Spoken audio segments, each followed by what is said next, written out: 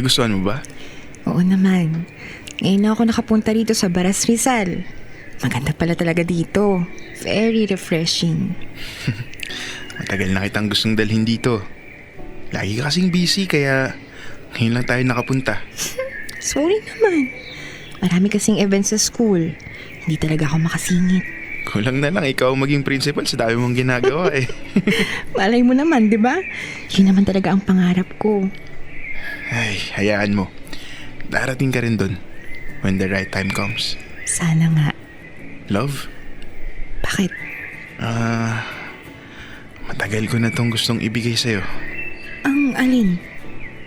Itong singsing. Sean? Gusto ko nang bumuo ng pamilya kasama ka. Ang tumanda na kapiling ka.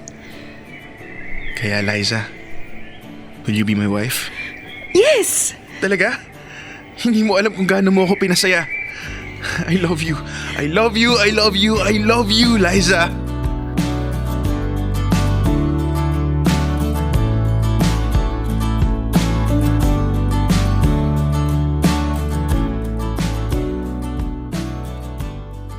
Dear love, si Sean, ang tipong lalaking napakasarap magmahal.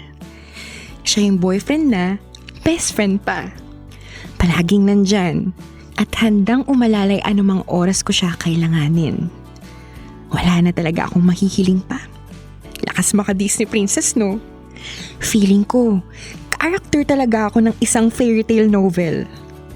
Ngunit sadya yatang walang relasyon na hindi sinusubok.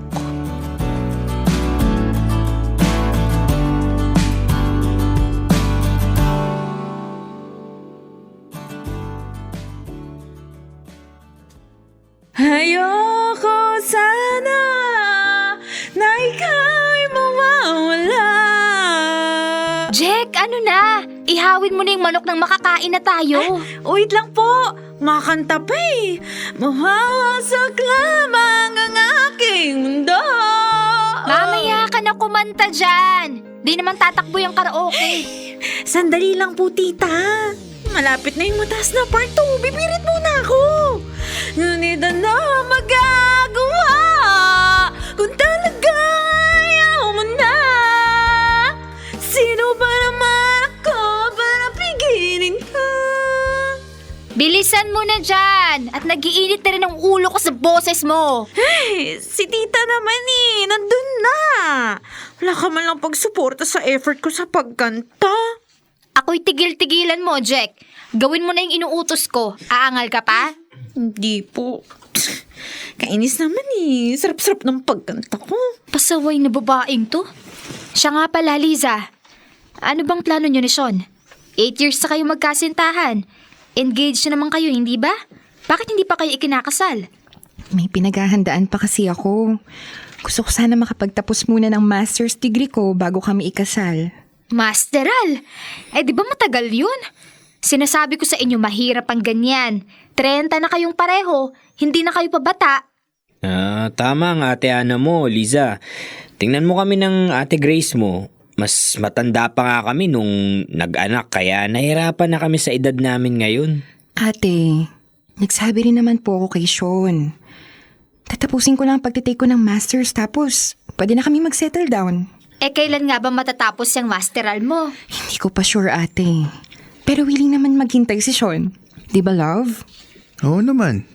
Basta para sa love ko. Nagpaplano na rin naman kami, kuya. Si Liza na lang talaga ang hinihintay ko. Mabuti naman at napag-uusapan nyo na. Basta ang payo ko lang, huwag nyo nang patagalin pa. Mahal nyo naman ang isa't isa at established na kayo pareho kaya walang magiging problema.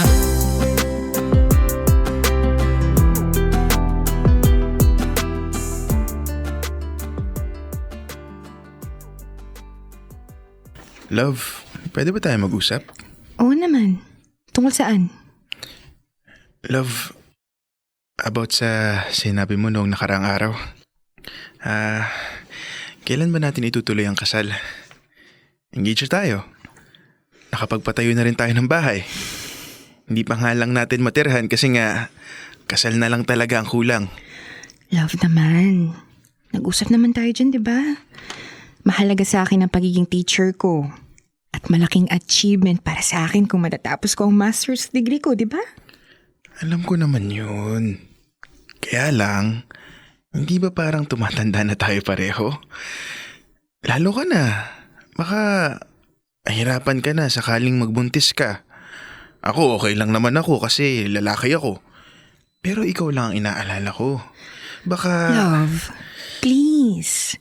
Kala ko ba naiintindihan mo ko? Gusto ko munang tuparin ang personal kong pangarap. Kunting tiis na lang. Ilang taon na lang naman ang gugugulin ko sa pag-aaral. Matatapos din to. Kailan nga? Hindi naman tayo pa bata. Mas masaya sana na malakas pa tayo habang...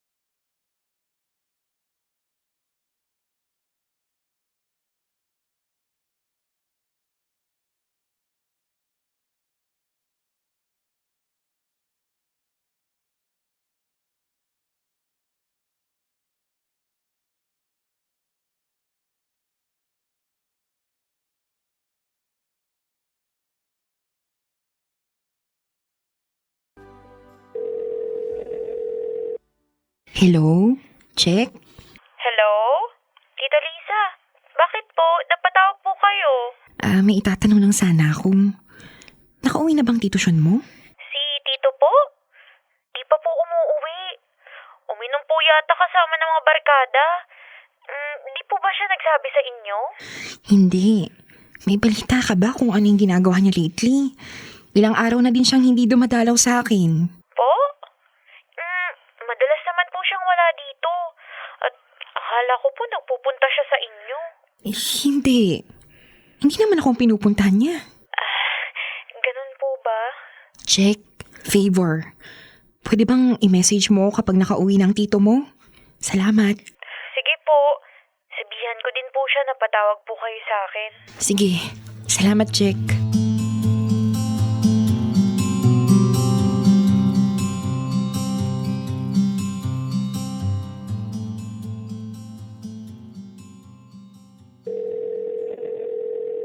Bakit pa hindi mo sinasagot? Kanina pa ako tawag ng tawag. Hello? Hello? Bakit ba? May ginagawa ako. Love, nasan ka ba? Kanina pa kita hinintay. Hindi ko na nasabi sa'yo.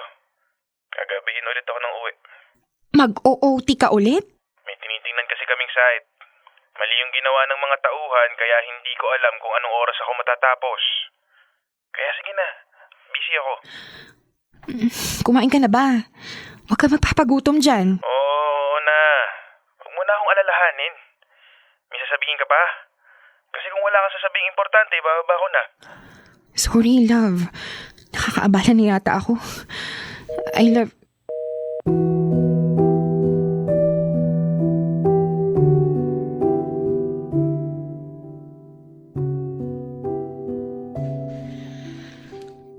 Ate, kuya, may problema ba si Sean?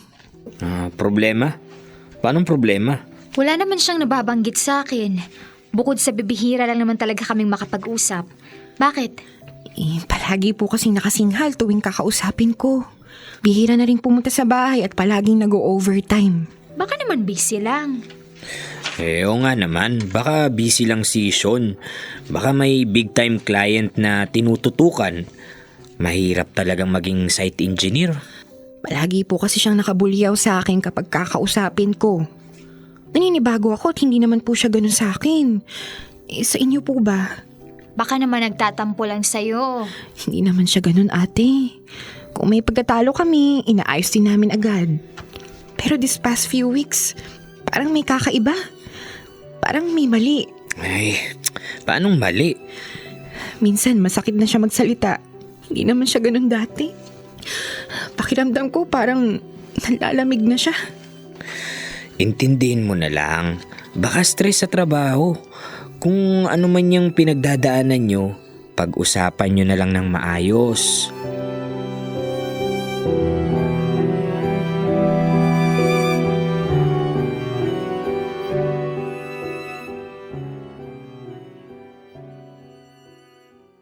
Love, pwede ba tayo mag-usap? Tungkol saan? Busy ako. Alam kong busy ka. Pero gusto ko lang naman malinawan. May problema ba tayo? Ano na naman kaartehan to, Liza? Kaartehan?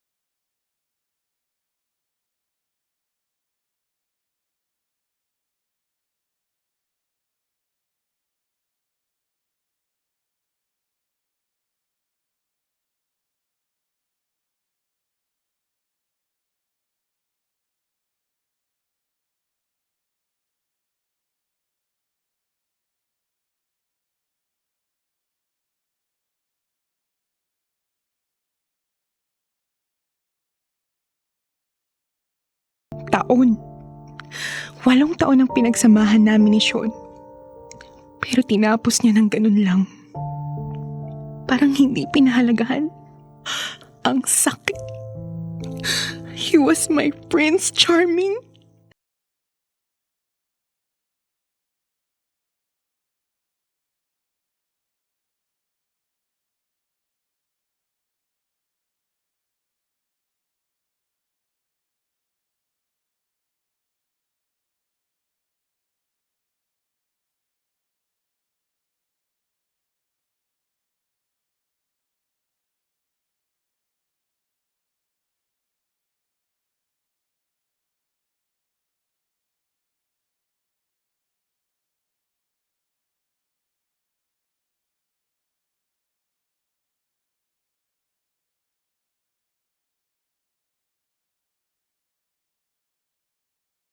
Kailangan pa bang i-memorize yan?